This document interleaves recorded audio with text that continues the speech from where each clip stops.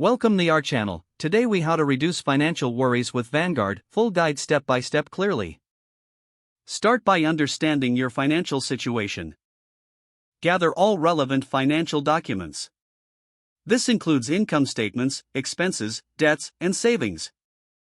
Next, identify your financial goals.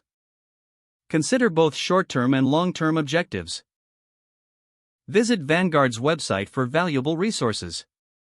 Create an account if you don't have one.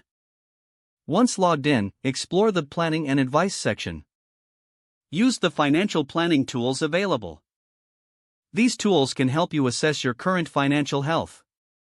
Begin by using the budget calculator.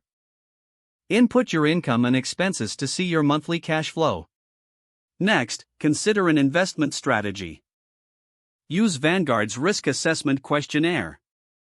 This will help determine your risk tolerance. Select the appropriate investment options. Vanguard offers a range of mutual funds and ETFs. Consider low-cost index funds for diversification. Review your investment portfolio regularly.